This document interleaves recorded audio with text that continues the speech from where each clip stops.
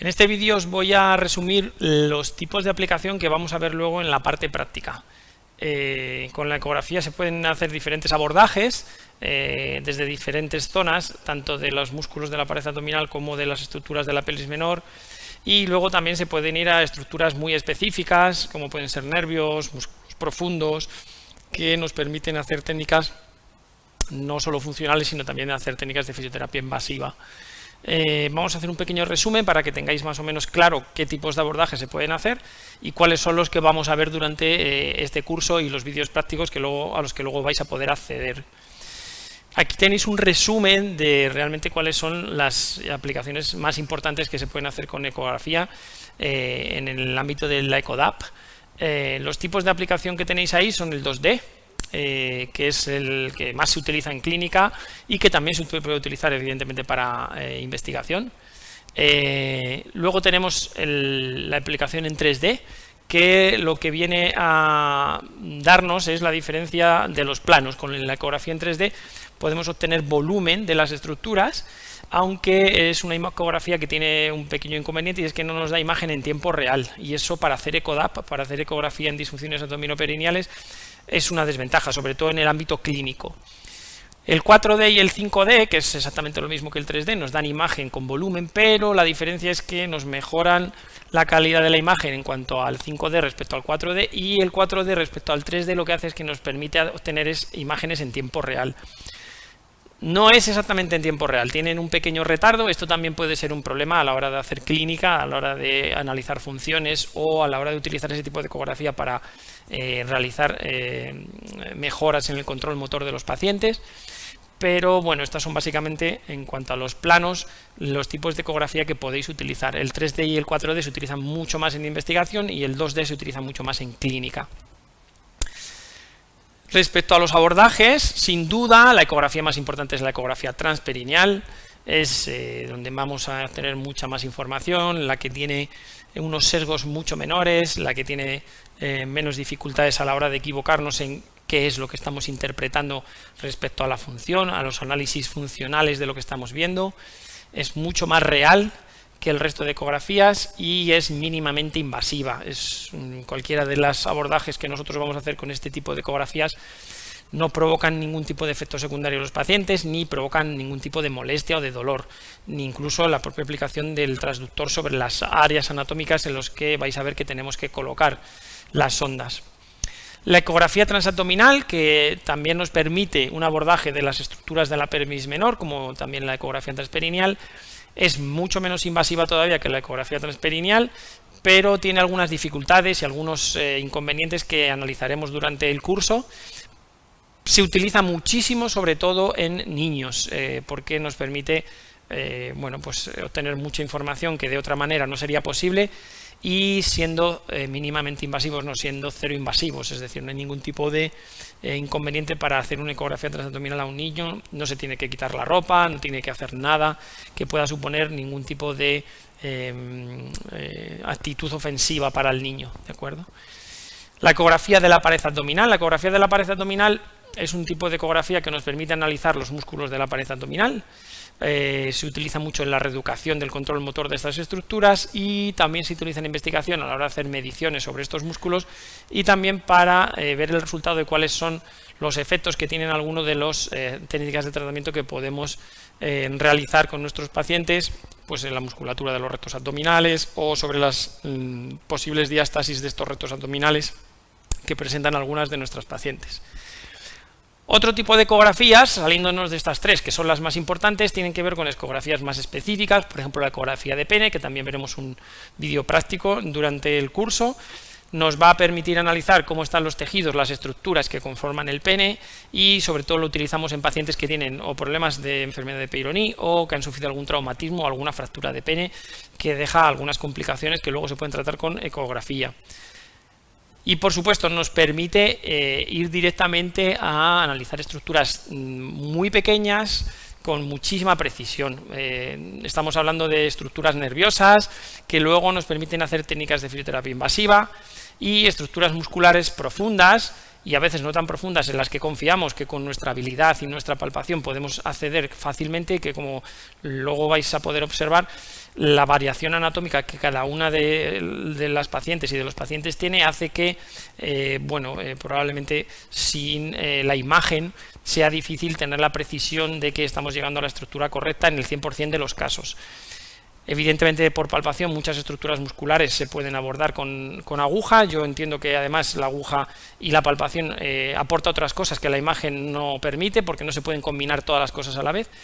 Y algunas de esas estructuras a veces es más interesante utilizar la aguja más la palpación, pero en algunas otras sin duda la precisión es básica, el no estar poniendo la aguja en sitios incorrectos, no llegar a las estructuras que queremos, y si estamos haciendo técnicas de precisión como puede ser abordar un nervio pudendo, un nervio tibial posterior, una raíz nerviosa sacra o un hilio inguinal o hilio hipogástrico, desde luego no hay otra manera de hacerlo que no sea con la imagen ecográfica.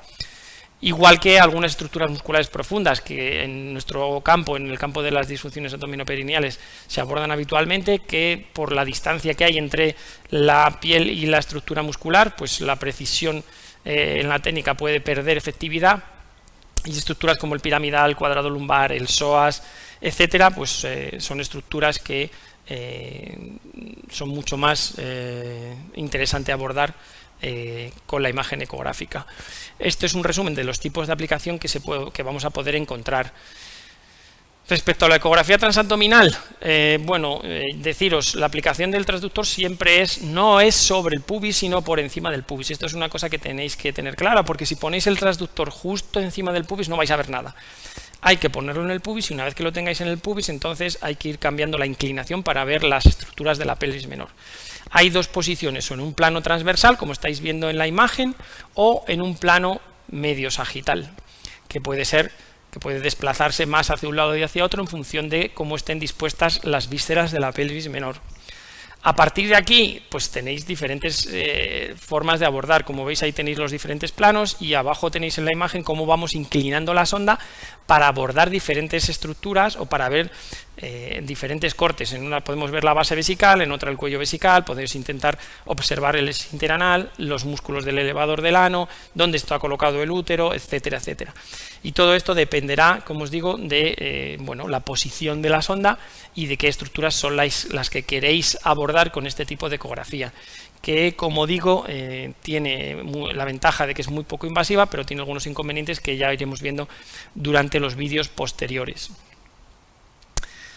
En cuanto a la ecografía de la pared abdominal, aquí tenéis los músculos de la pared abdominal. Algunos de ellos no están todos representados porque hay algunos que son profundos y no se ven, pero los abordajes suelen ser en la pared abdominal lateral, ¿de acuerdo? Más o menos una línea que tenéis que tener como una referencia es la línea semilunaris, que es esta línea donde en algún punto se une la musculatura de los rectos abdominales con la musculatura de la pared abdominal lateral. Esa línea semilunaris, que es esta línea de aquí, más o menos como 1 centímetro aproximadamente por encima del ombligo, es un punto de referencia que se toma a veces en ecografía de la pared abdominal para hacer mediciones.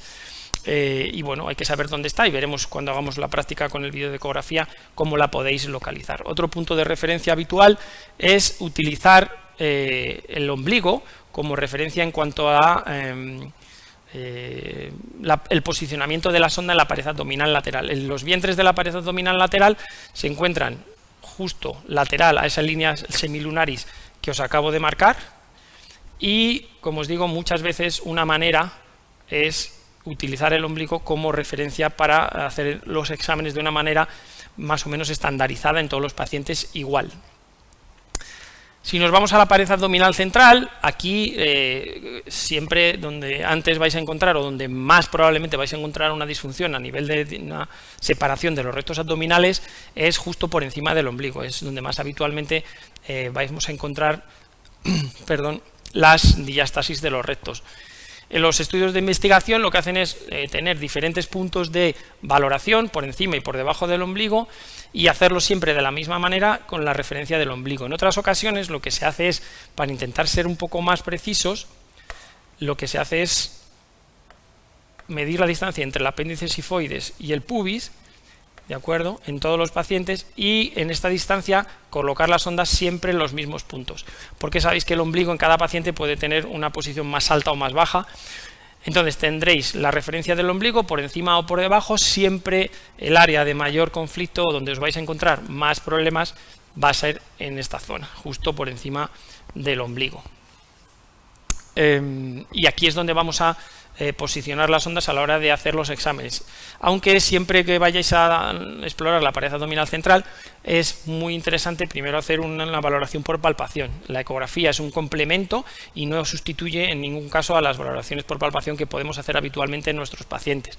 De esta manera vais a encontrar ya una referencia clara de dónde puede estar la zona de conflicto en el problema que puede tener esa paciente. Aquí tenéis la colocación de las sondas en la pared abdominal. En el hombre es igual que en la mujer, no cambia nada, y el análisis puede ser o de la pared abdominal central o de la pared abdominal lateral en el hombre o en la mujer.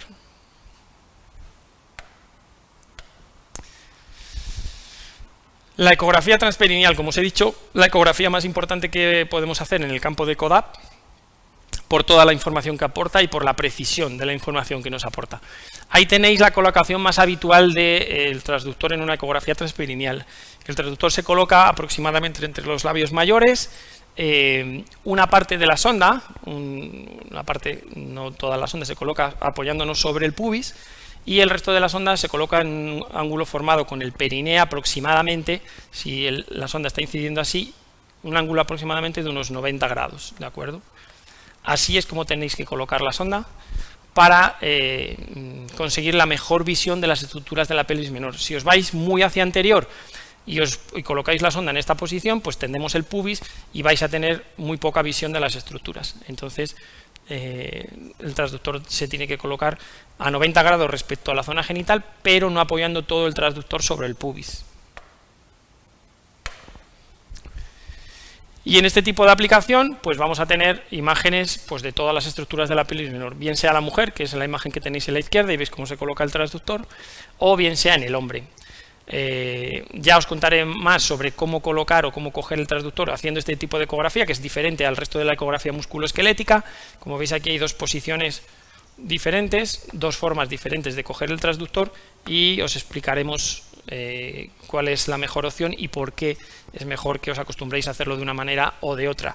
Los planos que se suelen utilizar son los planos medio sagitales, pero en ocasiones también podemos tener un plano parasagital, como es este, que no es solo en el plano medio sagital, y en otras ocasiones nos podemos colocar en planos coronales, que nos permiten ver otro tipo de estructuras, sobre todo la musculatura del perineo superficial.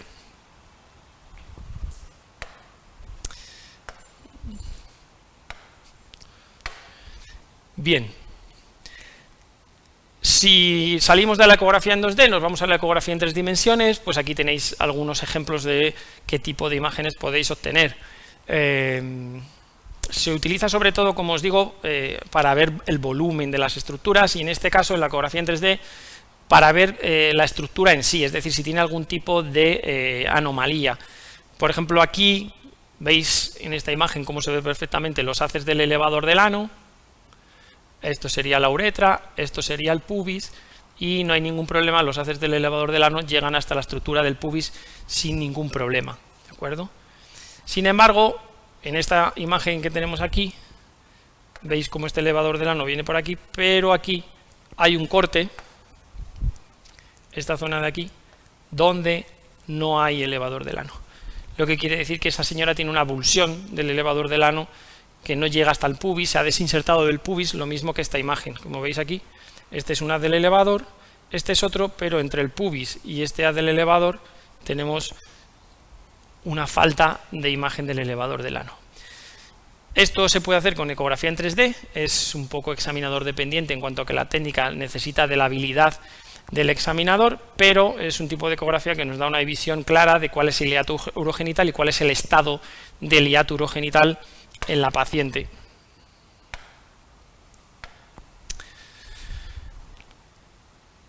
Esa ecografía en 3D y la ecografía en 2D también nos permite, en otro plano, como veis aquí, este es un plano coronal, con una oblicuidad anteroposterior y caudocraneal, nos permite analizar el esfínter anal.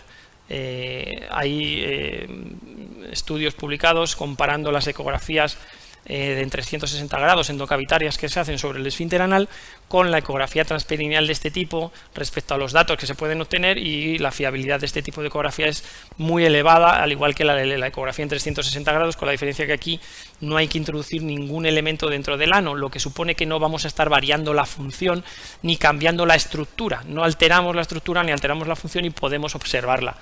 Como veis, aquí tenemos una ecografía en 3D donde se observa perfectamente. En esta zona está el esfínter anal interno, esta estructura hipoecoica, y todo esto de aquí es el esfínter anal externo. Y aquí tenemos la ecografía en 2D, donde podemos obtener la imagen igual del esfínter anal en diferentes planos, en diferentes niveles y en diferentes ángulos.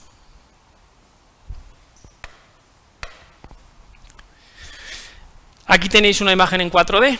Como veis, es una imagen que combina el 2D, la imagen en 2D la tenéis aquí, y que en función de a qué nivel de la imagen en 2 dimensiones estéis marcando con la ecografía el paso de la imagen, tendremos una imagen diferente del hiato genital. Es mucho menos examinador dependiente. Como veis, nos da imagen en tiempo real. Esto lo que está haciendo la paciente es lo mismo que veis en el otro lado. No es una imagen en tiempo real muy fiable porque tiene un retardo, y en todos los equipos tiene un retardo, pero sí que nos permite analizar la función con mayor precisión que la ecografía en 3D, que simplemente nos permite analizar la estructura. Y como digo, la diferencia es importante, sobre todo si estamos hablando de la clínica diaria y de estar trabajando con los pacientes en la clínica diaria. La ecografía en 3D no es no nos da demasiada información. Vamos a borrar aquí. La ecografía en 4D, que también se puede utilizar en el hombre. Aquí tenéis un hombre prostatectomizado, donde estamos analizando, aquí tenéis su cuello vesical y esta es su uretra, y estamos analizando cuál es la estructura que hay alrededor de la uretra, si tiene o no mucha fibrosis, si hay poca, y luego cómo está el conducto uretral. Veis aquí, esta estructura que aparece aquí, eso es un área de fibrosis que vamos analizando y vamos viendo a qué nivel está y dónde está situada, relacionándolo con el esfínter uretral externo. En hombres también hacemos ecografía en 4D, sobre todo en aquellos en los que tenemos conductos uretrales muy pequeños o donde vemos mucha fibrosis y donde queremos intentar situar bien dónde está esa fibrosis.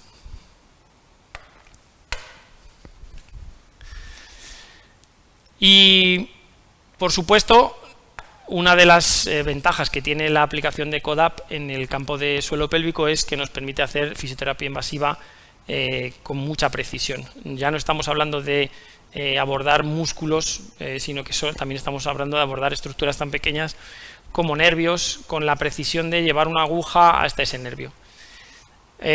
Aunque esto parezca muy interesante, y realmente lo es, y nos abre un potencial terapéutico tremendo, a día de hoy lo que tenemos que decir es que bueno, la fisioterapia invasiva, la neuromodulación de nervios periféricos es un campo, ya os digo, con muchas posibilidades, pero con hoy en día muy poquita evidencia científica de que realmente tenga una utilidad clínica, que probablemente la tenga, y solo hay algunos nervios, por ejemplo, como es la estimulación del nervio tibial posterior, que realmente tiene un grueso de evidencia científica importante en cuanto a su efectividad. Pero sin duda es la única forma de poder avanzar en este campo, y es utilizar la imagen para acceder a todos estos nervios y poder de alguna manera estimularlos e intentar modificar la función del sistema nervioso central, y con ello intentar mejorar la sintomatología o la función que queremos recuperar en el paciente.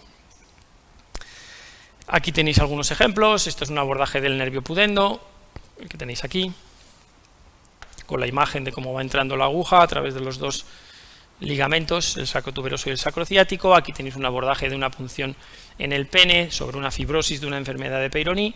Aquí tenéis la aguja, cómo va pasando a través de los tejidos, y evidentemente si no monitorizamos, si no vemos exactamente por dónde está pasando esa aguja a través del pene, pues es imposible poder hacer un abordaje correcto de dónde queremos colocar esa aguja para luego manipularla de alguna manera e intentar mejorar esa mala regeneración de los tejidos que se está produciendo a ese nivel.